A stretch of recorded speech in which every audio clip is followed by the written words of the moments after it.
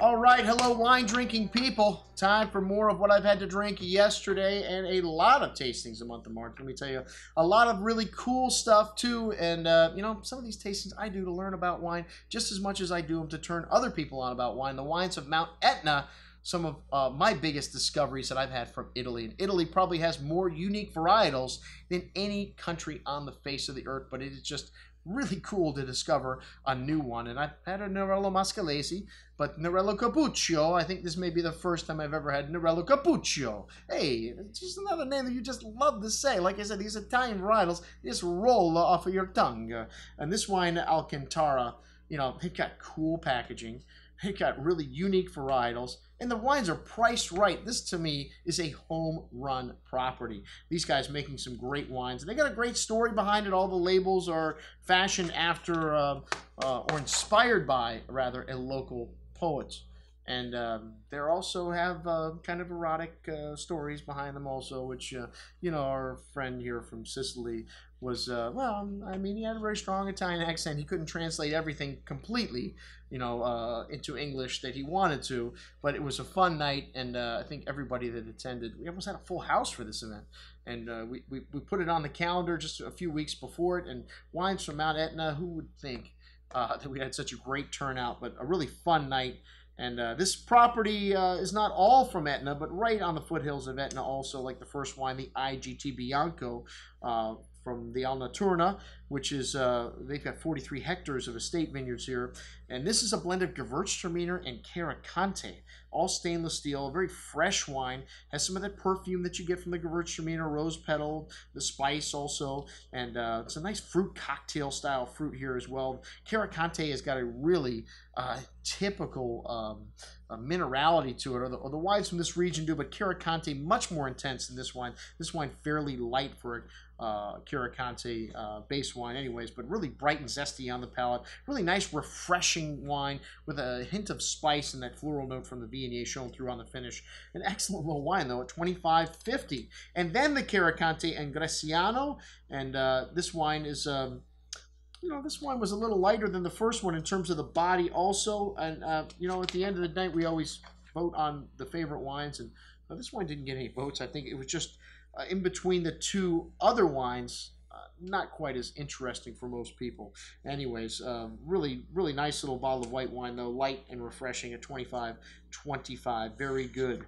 All right, then the Oluchi Lucci, which this is 100% Carricante. And this wine had that lovely, distinct minerality you get from Mount Etna, just really intense with pretty floral notes, kind of orange peel.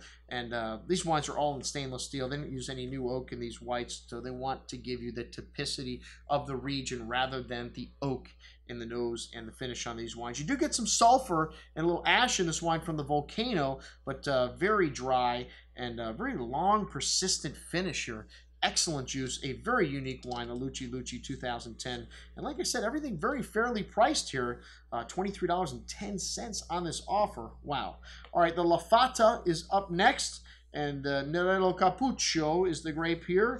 And this is usually blended with Nerello Mascalese, but this wine is 100% varietal. Good amount of fresh floral notes here. The Cappuccio is a little lighter, and this wine's got a host of kind of earth, fresh flowers, a really unique bouquet of aromas here. I don't know what I would compare it to. Maybe Pinot, because it is light and it has those floral and pretty earthy qualities to it, but excellent juice and really lovely balance in this wine, also in freshness on the finish. And then the Mabuchi di Solvi Nerello Mascalese, which, like I said, they're similar nose to the Cappuccio, but a little more intensity to the Mascalese. This one's got light cherry, cranberry fruit, some wildflowers and herbs, and a little bit more stuffing on the finish also in these wines, some more tannins here, and a firm hand of acidity, a little bigger and definitely a little longer on the finish, much more age-worthy. It has a little bit of an animal kind of gamey note to this wine also, the 2012 Mabuchi di Solvi.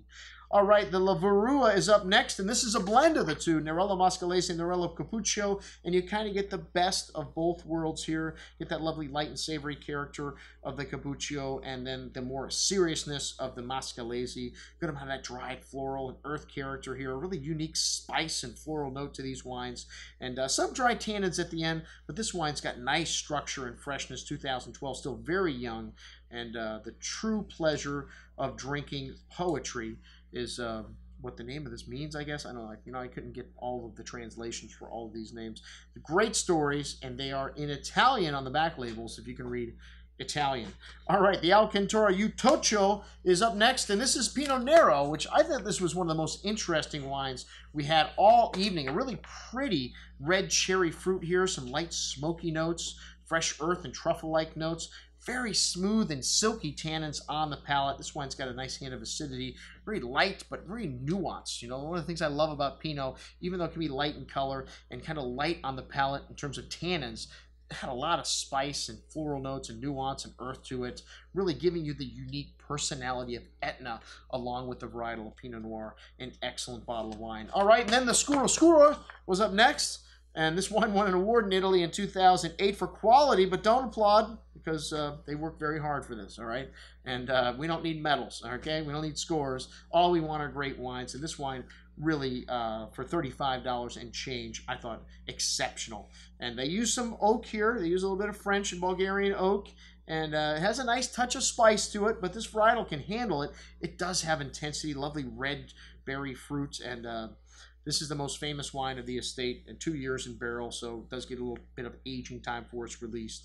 And really showing excellent intensity and still a lovely fruit character to this 2008, still very primary. But those mineral notes and that floral quality of Mount Etna showing through on the finish. This wine also a blend of the two Nerellos, Mascalese and Cappuccio, and really, I mean, a complex wine, and I mean, it was my favorite wine of the night, along with the Pinot, but everything on the table was well received. Almost everything got a vote for the favorite wine of the night. Actually, the Oscura and the Oluchi Lucci, by far the two favorites in the whole gang. That's what we had to drink with our new friends from Cantara.